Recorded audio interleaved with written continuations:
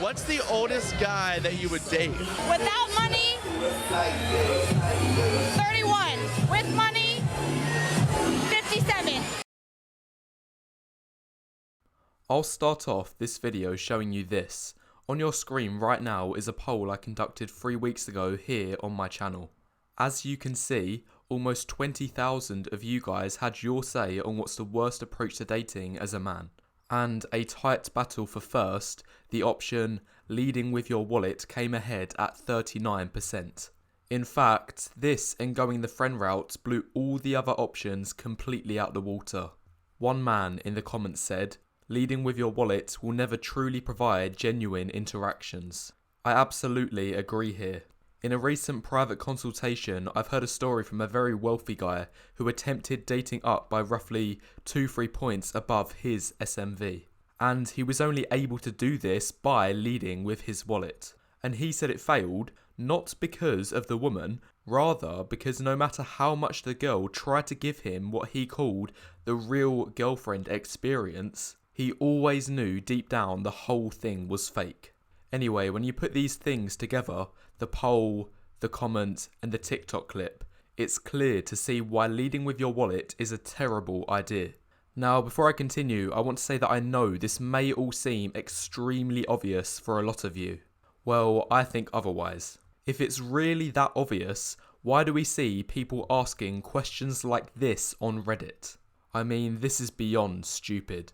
This 25-year-old man is seriously asking whether in his relationship he should be paying for not 50%, not 70 or even 80%, but 100% of the bills for both of them. Now, if this wasn't already bad enough, add on top the facts that 1, she has a baby from some other guy, and 2, she wants the current boyfriend to pay for it. Guys, the entitlement level on this one is insane. I burst out laughing when I saw paying for daycare. So I'll ask again, how can any of this be obvious when posts like this prove there are guys out there who haven't got a clue?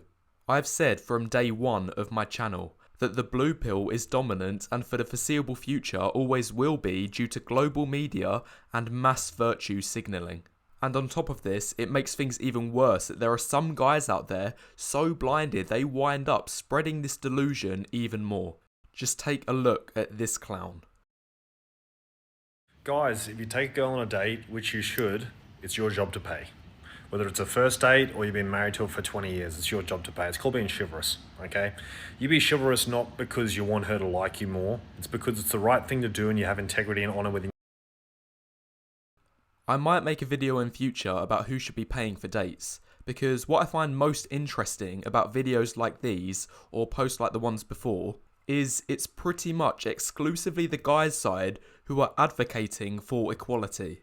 Meanwhile, those fighting the woman's side, like this guy, are pushing inequality. They're saying one group of people should have to accommodate another group of people based solely on a factor that is determined at birth. Can you find a purer form of discrimination? Another contradiction to do with money in the dating market I've found is women complaining about objectification. It's crazy, guys. Women will always tell you they hate being objectified. But oftentimes, when you look at their actions, they objectify themselves by putting a price on their beauty. The very nature of websites like OnlyFans, it's basically saying to all the thirsty guys out there, yeah, you can objectify me as much as you want, but this is the price you will have to pay. Now, I know these types of women are thankfully in the minority at the moment, but for this minority of women, it really makes no sense for them criticising men for objectifying them when in actual fact they've only brought it upon themselves. It'd be no different than a man who uses a website such as Seeking Arrangement, a pay-to-play website, who then complains about women exploiting him for his money. Because being honest, he only has himself to blame, as he was the one who put himself in a position to be exploited. He advertised himself as a gold mine, so he shouldn't be surprised when he only attracts gold diggers. Anyway, now I'm roughly halfway through the video. Now is a good time to press the like button and leave any thoughts you have in the comments below, as it helps the YouTube algorithm. Right, to avoid sounding completely negative for the entire video, for the remaining half I'm going to focus on solutions. Is it ever okay to lead with your wallet, even a little? What can you do if you feel like you're being taken advantage of financially? And if the answer to the first question is no, are there still ways you can use or leverage your money in dating, again without taking a direct route of leading with your wallet? Anyway, let's break the questions down one by one. And for this first question, it might surprise you to hear that my answer is actually yes. Here's what I think about how important money is in relationships in women's eyes. The chart looks like this. Now, if you've got nothing, your value is going to be pretty low. And already I know a lot of guys in the comments are going to be saying, "Whoa, but I know some broke chads and they still get plenty of attention." Yes, that might be the case. Women may want to casually date them or sleep with them short term, but how many will be willing to have a long-term relationship with this broke chad? This is the thing, a chad's secondary factors, for example his money or status, won't mean much for his SMV. However, in terms of his relationship market value, RMV, which is more important for long term, this will be highly dependent on his secondary factors. A woman might sleep with a broke, low status, incompetent chad for one or maybe a few nights, but I can't see her considering him as a relationship option. It's just like the chart I showed in the last video. If a guy has good genetic potential but no provider potential, he's in the boy zone. But ideally, the man a woman wants for her long-term relationship will be someone who carries both genetic and provider potential. Anyway, back to the point. A man's relationship value is really low if he has nothing financially to bring to the table, but increases sharply if he meets all basic needs with a little bit of disposable income to afford some luxuries. This then tapers off gradually as it gets to the point where any further increases in wealth or income don't really have much of an impact anymore. There's a massive difference between earning 50k a year compared to 20k a year in terms of living standards. But realistically, there's not really much difference between making 500k than 200k, at least in terms of your ability to provide for a household or family. In fact, at 200k, you're already top 3% income, so any further increases don't really amount to much. So basically, the effect that money has on your relationship market value, as long as you're not on the breadline or hovering just above, it doesn't really make a difference. And once you're at the point where you can afford most things that will be beneficial to relationships, like owning a car, having presentable clothes, being able to afford a place in a somewhat respectable area, if you meet these things, you're fine. And anything above this still comes with little bonuses, but in my opinion are superfluous for the most part. Now moving on to the second question. What to do if you feel you're being taken advantage of? And my answer is in any dating situation.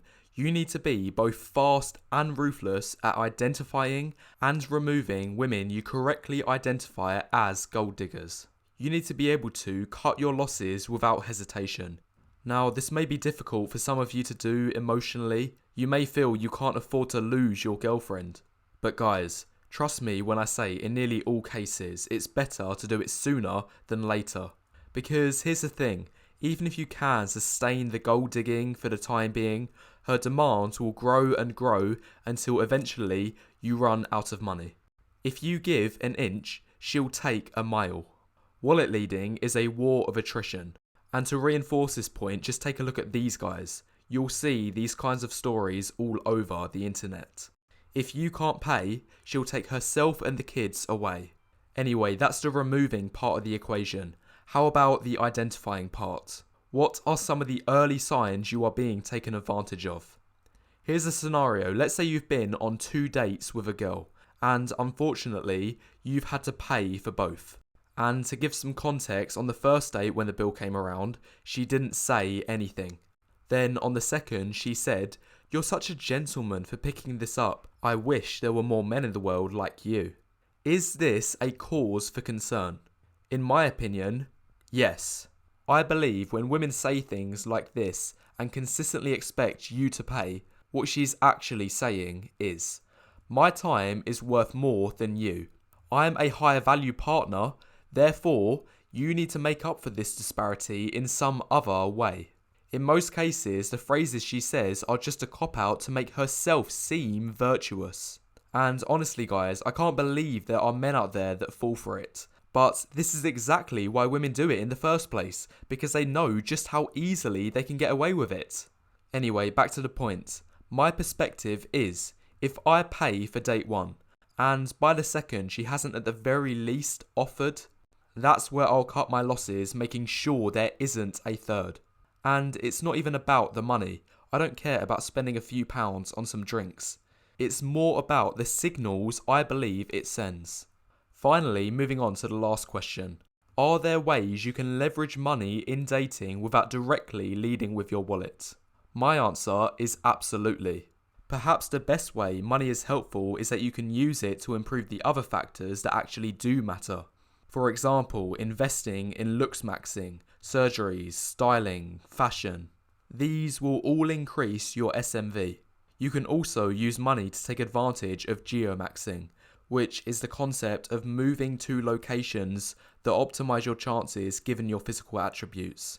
A common example of this is when shorter guys from Western countries, where the average height for men is between 5'9" and 6 foot, move to various other places in the world where the average height is far lower of 5'5".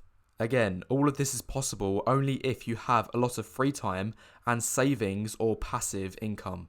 Finally, in other contexts, you can also use money to increase the amount of time you have. If you make significant money, you can pay people to do work for you, which in turn provides more time for you to focus on all of these other things, or just dating and doing approaches in general. Anyway, that's the video guys. If you enjoyed, be sure to press the like button and leave any of your thoughts about money and dating in the comments below.